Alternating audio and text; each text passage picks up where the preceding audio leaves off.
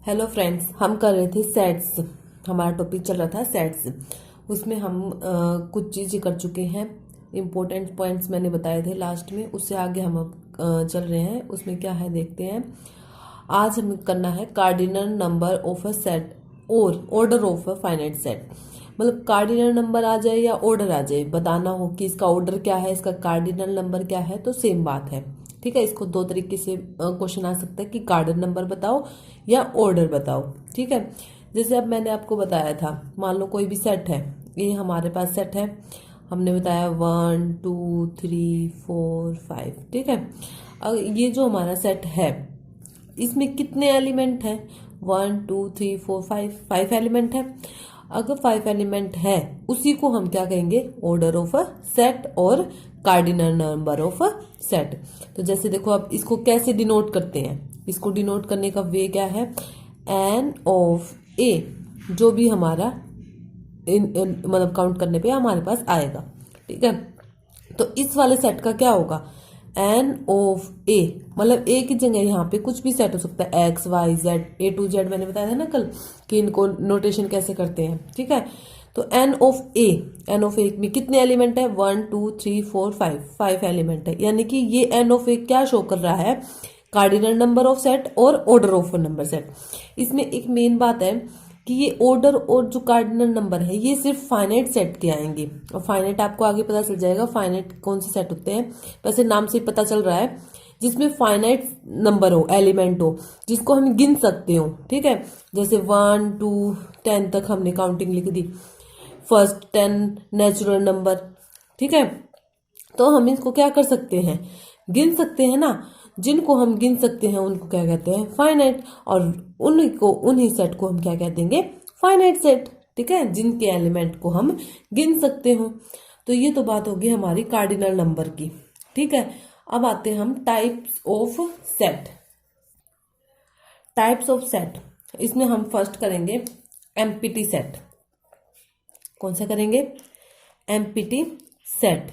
इसको हम क्या कह सकते हैं? नल सेट भी कह सकते हैं और वॉइड सेट भी कह सकते हैं। ठीक है, इतना समझ आया? अब हम इसको क्या है, मतलब ये मैं क्या कहना चाह रही हूँ, एम्प्टी सेट क्या होता है? मतलब सेट के टाइप्स हैं, उसमें एम्प्टी सेट आया एक फर्स्ट, मैं जो आपको बता रही हूँ। एम्प्टी सेट कौन सा होता है? जैसे ए लिखा हमने, इसके अंदर कोई भी एलिमेंट नहीं है, तो क्या है? एलिमेंट एम्प्टी सेट है, सॉरी, एम्प्टी सेट है। अगर मान लो मैंने ये रखा, तो ये क्या एम्प्टी सेट है? ये एम्प्टी सेट है? नहीं है, क्योंकि इसके अंदर एक एलिमेंट आएगा जो 5 है, जो खाली है, 0 है। इसके अंदर एक एलिमेंट आ चुका है, तो ये नल सेट नहीं कहलाया जाएगा, ये एक फाइनाइट सेट कहलाया जाएगा। ओके, अब ये फाइनाइट सेट आएगा तो उसमें मैं और क्लियर कर दूंगी आपको ये पॉइंट। मतलब इसमें एम्प्टी सेट की सिंपल सा है कि जिसमें कोई भी सेट नहीं होगा उसको एम्प्टी सेट कहेंगे। सेकंड हमारे पास आता है फाइनाइट सेट। फाइनाइट सेट में मतलब क्या होता है? जिसमें हमारे अभी मैंने बताया ना, इसमें जिसमें हम काउंट कर सकते हो 1 2 3 4 5। ठीक है, और जैसे 2 4 6 8 10। ठीक है, इवन नंबर, ओड नंबर का सेट, तो जिसको हम काउंट कर सकते हो। तो इसमें जो है, इसमें मान लो ये आ गया a इज इक्वल टू 5, 5 का एक सेट आ गया, तो इसमें एक एलिमेंट है ना, एक एलिमेंट है। अब यहीं से मैं इसको कार्डिनल नंबर और ऑर्डर से इसको कनेक्ट कर देती हूँ। अगर इसका एन ऑफ ए पूछा जाए, इसका ऑर्डर पूछा जाए एम्प्टी सेट का, तो 0 होता है। अच्छा, इस वाले सेट का पूछा जाएगा तो कितने हैं इसमें? एन ऑफ ए यानी कि ऑर्डर 1 2 3 4 5। ऑर्डर कितना हो गया? 5। जितने एलिमेंट है उतना इसका ऑर्डर हो जाएगा। ऐसे ही नेक्स्ट का करेंगे तो 1 2 3 4 5 सेम हो जाएगा। अच्छा, इसका करेंगे तो इस वाले का, इसमें एक एलिमेंट है, तो इसका ऑर्डर क्या हो जाएगा? 1। ठीक है, और ये फाइनाइट सेट कहलाया जाएगा। ओके, नेक्स्ट आता है हमारे पास इनफाइनाइट सेट। नाम से ही पता चल रहा है, जिसमें जो एलिमेंट है वो इनफाइनाइटली हो, जिसको हम डिफाइन नहीं कर सकते हो, जिसको हम गिन नहीं सकते हो। ठीक है, जैसे मान लो मैंने एक एलिमेंट लिया बी, इसमें मैंने एलिमेंट लिए 1 2 3 4 5 dash dash dash up to so on. मतलब इसका एंड नहीं पता हमें, यानी इन्फिनिटी लिख दो, तो ये कैसे कहला जाएंगे, इनफाइनाइट सेट। जैसे होल नंबर का, मान लो मैं आपको कह रही हूँ the set of whole number, whole number का जो सेट है वो उसका सेट बनाओ होल नंबर्स, तो क्या है वो 0 से शुरू होते हैं, 1 2, उसने एंड तो नहीं बताया ना कहाँ तक बनाने हैं, तो ये मैंने एक सेट बना दिया, तो यानी कि ये सेट क्या हो गया, इनफाइनाइट सेट हो गया। ठीक है, अब यहां से हमें पता चल रही है दो चीजें, जैसे मैं नोट करके लिख देती हूँ यहाँ पे, आप लोगों को ये चीज इंपॉर्टेंट है क्योंकि क्वेश्चन में डायरेक्ट आ जाता है स्टेटमेंट के थ्रू। जैसे मान लो कह रहे फाइनाइट सेट का जो ऑर्डर है, ऐसे लिखो ऑर्डर या कार्डिनल नंबर जो भी है, ऑर्डर ऑफ फाइनाइट सेट, ठीक है, इज, और ऑर्डर ऑफ इनफाइनाइट सेट, ये मैं कनेक्ट इसलिए कर रही हूं ताकि आपको इजी हो जाए, रटने की जरूरत ना पड़े। ठीक है, सेट इज, देखो फाइनाइट सेट का होगा तो उसका ऑर्डर फाइनाइट ही होगा, हम उसको गिन सकते होंगे, लेकिन इनफाइनाइट का ऑर्डर हमें नहीं पता, हम उसको डिफाइन ही नहीं कर सकते, तो नॉट डिफाइन। हो गया क्लियर, ये चीज, ये स्टेटमेंट यू क्यों आ जाती है क्वेश्चन बन के एग्जाम में, तो फाइनाइट का ऑर्डर क्या होगा, फाइनाइट, और इनफाइनाइट सेट का ऑर्डर क्या होगा, नॉट डिफाइन। ठीक है, इतना है समझ में। उसके बाद हम चलते हैं फोर्थ पे। फोर्थ हमारा होता है सिंगलटन सेट। सिंगलटन सेट, वैसे मेन एक फाइनाइट और इनफाइनाइट दो माने जाते हैं, और एक इक्वल और इक्विवेलेंट, ये मैं अभी करवाऊंगी आपको।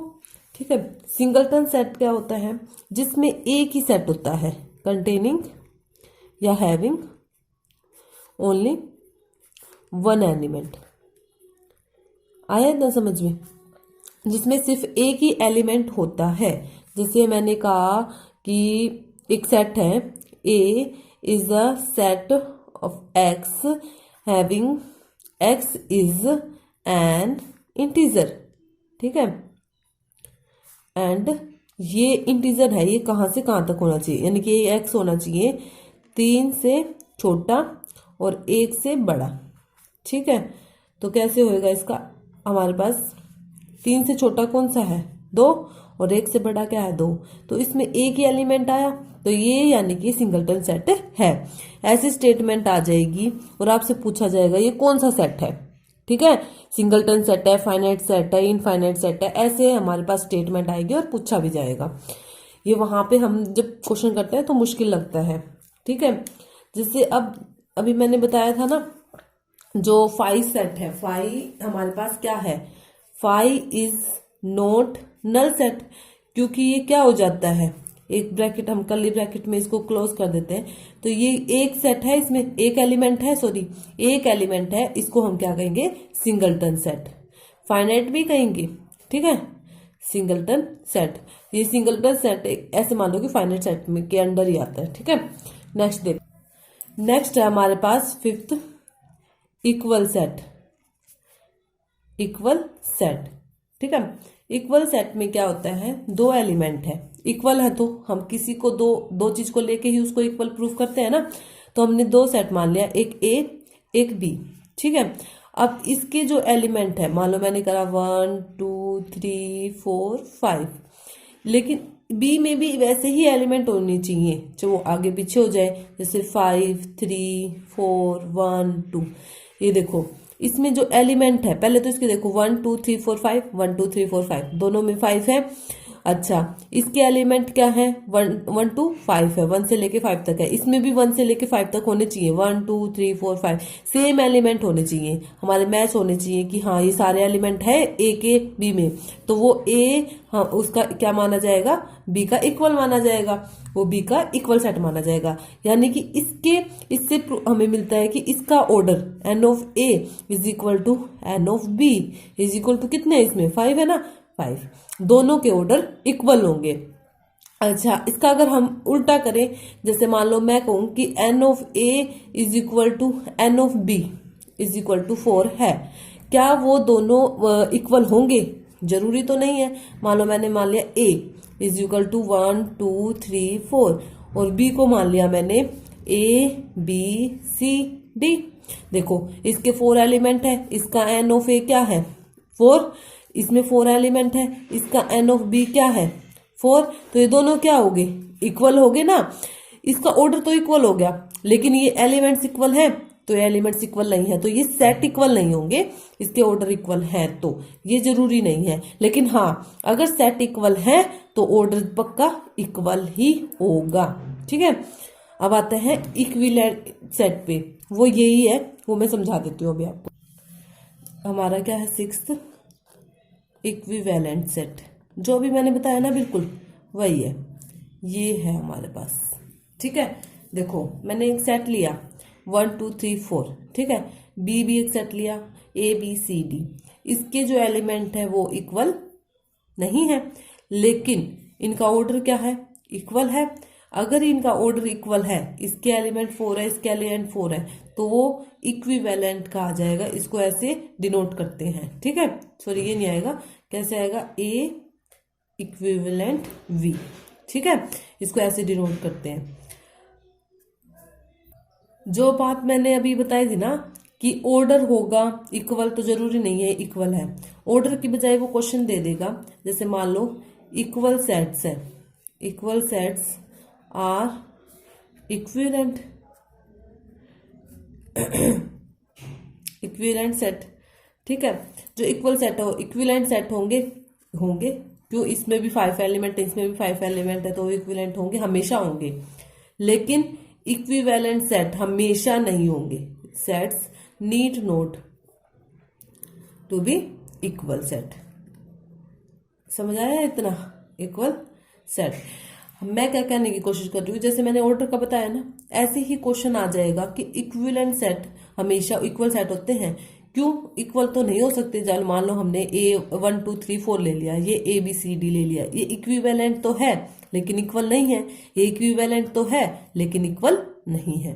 वहां पे हमें स्टेटमेंट देखनी पड़ेगी, वो इक्वल भी है और इक्विवेलेंट है, तो हम ये स्टेटमेंट लिख सकते हैं कि इक्वल सेट्स आर इक्विवेलेंट और इक्विवेलेंट सेट्स आर इक्वल, वो स्टेटमेंट से देख देंगे। लेकिन हमेशा अगर बिना स्टेटमेंट के आ जाए कि इसमें से 4 हमें स्टेटमेंट दे दे, उसमें से बता दे कि ट्रू कौन सी है, तो ये वाली ट्रू होगी, need not be equal set.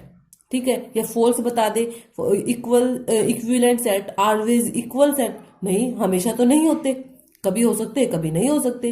ठीक है, जैसे ये सेट है, ये इक्विवेलेंट भी है और इक्वल भी है। समझ आया बात, तो इसको अच्छे से मतलब एक बार रिवाइज कर लेना अपने आप से। ठीक है, जहां समझ नहीं आए तो मुझे कमेंट बॉक्स में बता देना। Okay, thank you.